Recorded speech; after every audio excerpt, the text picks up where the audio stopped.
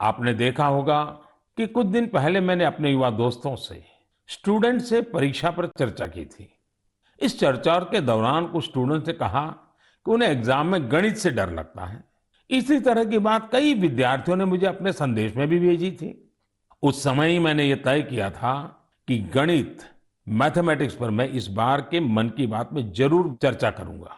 साथियों, गणित तो ऐसा विषय है जिसे लेकर हम भारतीयों को सबसे ज्यादा सहज होना चाहिए। आखिर गणित को लेकर पूरी दुनिया के लिए सबसे ज्यादा शोध और योगदान भारत के लोगों ने ही तो दिया है।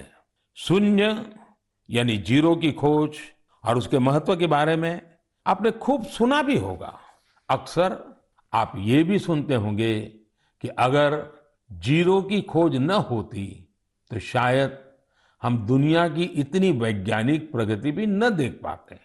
कैलकुलस से लेकर कंप्यूटर्स तक ये सारे वैज्ञानिक आविष्कार जीरो पर ही तो आधारित हैं।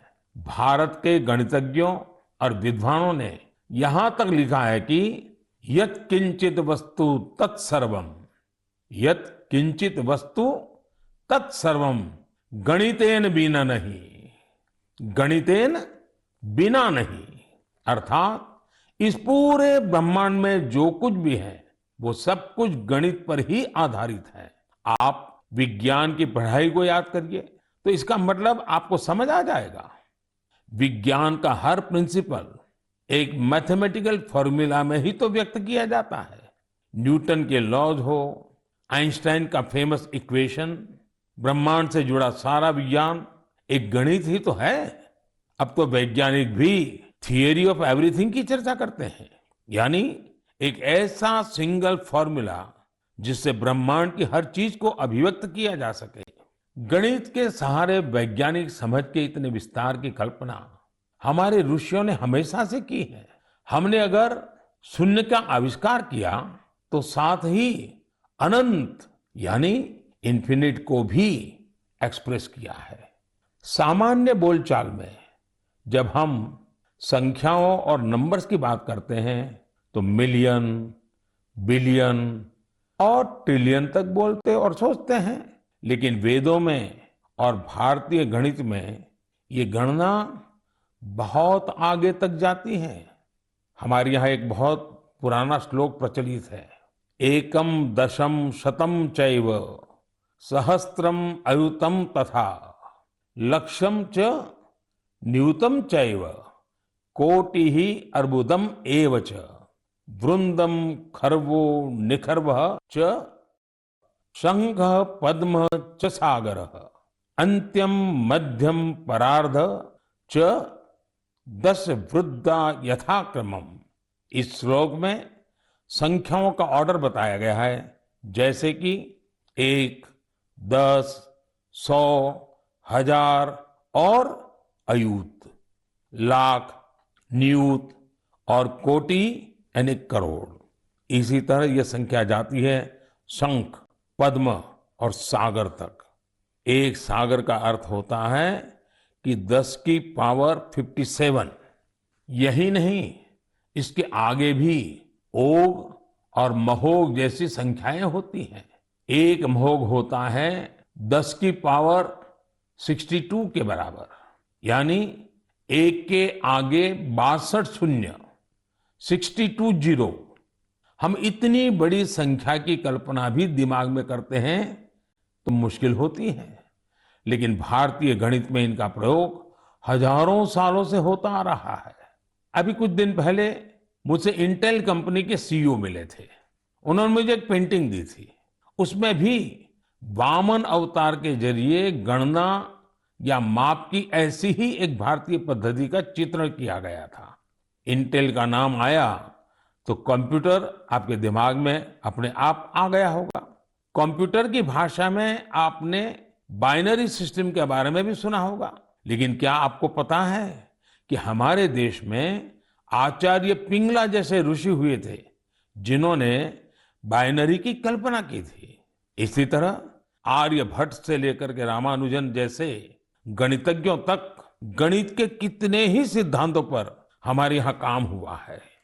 साथियों, हम भारतीयों के लिए गणित कभी मुश्किल विषय नहीं रहा। इसका एक बड़ा कारण हमारी वैदिक गणित भी है। आधुनिक काल में वैदिक गणित का श्रेय जाता है श्री भारती कृष्ण तीर्थ जी महाराज को। उन्होंने कैलकुलेशन के प्राचीन तरीकों को रिवाइव किया और उसे वैदिक गणित नाम दिया। वैदिक गणित की सबसे खास बात यह थी कि इसके जरिए आप कठिन से कठिन गणनाएं पलक झपकते ही मन में ही कर सकते हैं। आजकल तो सोशल मीडिया पर वैदिक गणित सीखने और सिखाने वाले ऐसे कई युवाओं के वीडियोस भी आपने देखे होंगे। साथियों, आज मन की बात में वैदिक गणित सिखाने वाले एक ऐसे ही साथी हमारे साथ भी जुड़ रहे हैं। ये साथी हैं कोलकाता के गौरव टेकरीवाल जी, और वो पिछले 2-2.5 दशक से वैदिक मैथमेटिक इस मूवमेंट को बड़े समर्पित भाव से आगे बढ़ा रहे हैं। आइए उनसे ही कुछ बातें करते हैं। गौरव जी, नमस्ते। नमस्ते सर। मैंने सुना है कि आप वैदिक मैथ्स के लिए काफी रुचि रखते हैं, बहुत कुछ करते हैं। तो पहले तो मैं आपके विषय में कुछ जानना चाहूंगा और बाद में इस विषय में आपकी रुचि कैसे है, जरा मुझे बताइए। सर, मैं 20 साल पहले जब बिजनेस स्कूल के लिए अप्लाई कर रहा था तो उसकी कॉम्पिटिटिव एग्जाम होती थी, जिसका नाम है कैट। उसमें बहुत सारे गणित के सवाल आते थे जिसको कम समय में करना पड़ता था। तो मेरी माँ ने मुझे एक बुक ला कर दिया जिसका नाम था वैदिक गणित। स्वामी श्री भारती कृष्ण तीर्थ जी महाराज ने वो बुक लिखी थी और उसमें उन्होंने 16 सूत्र दिए थे जिसमें गणित बहुत ही सरल और बहुत ही तेज हो जाता था।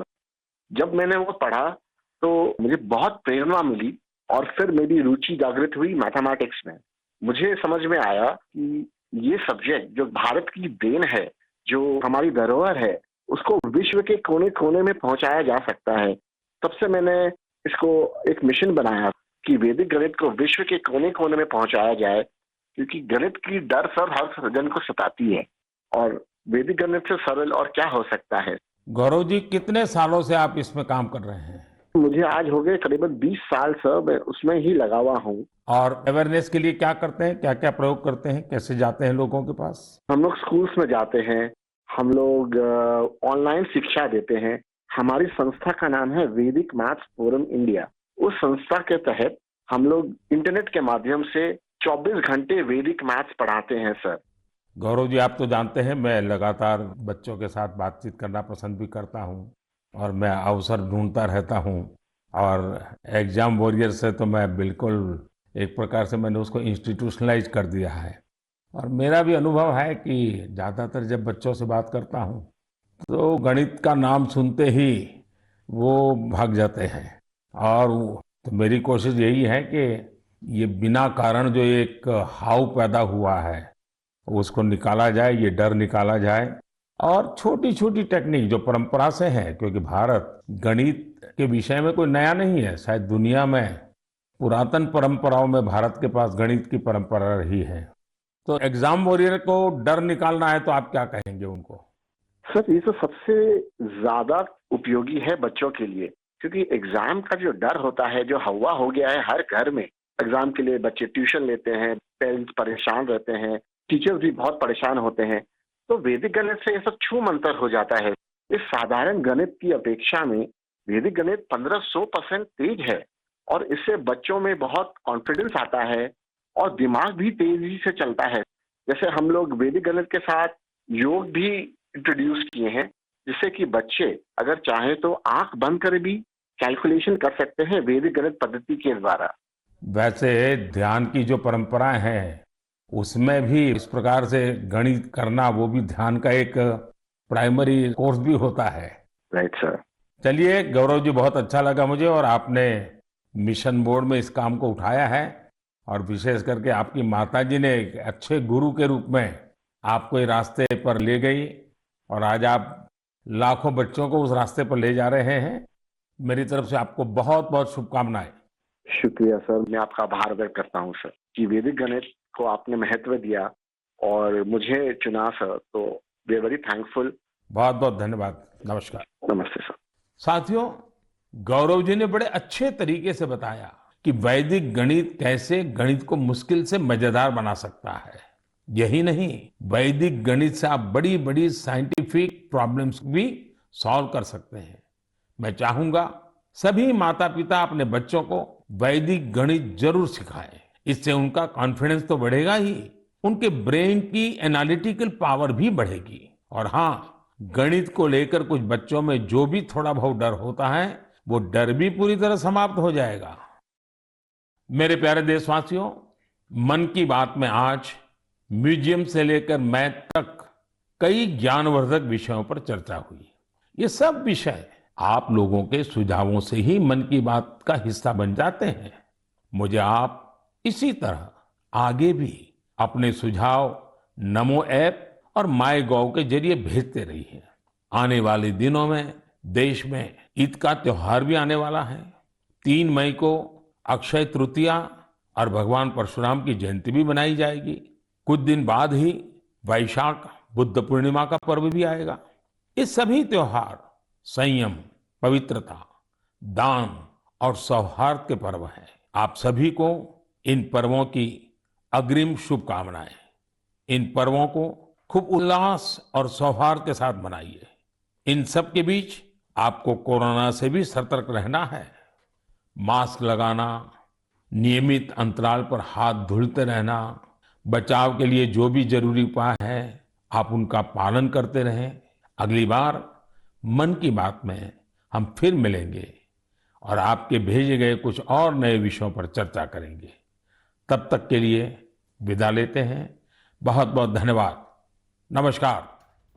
तो कोरोना से बचाव के लिए सावधानियां बरतने के साथ ही प्रधानमंत्री मोदी ने अपने मन की बात का समापन किया। 88th एडिशन प्रधानमंत्री मोदी के मन की बात का, जिसमें देश में कैशलेस गतिविधियां तेजी के साथ बढ़ रही है, इसका जिक्र किया। यूपीआई से लेन देन का चलन बढ़ रहा है और डिजिटल पेमेंट की सुविधा हर जगह मौजूद है। अड़ी सोमवार से शुक्रवार शाम 6 बजे सिर्फ TV9 भारतवर्ष पर।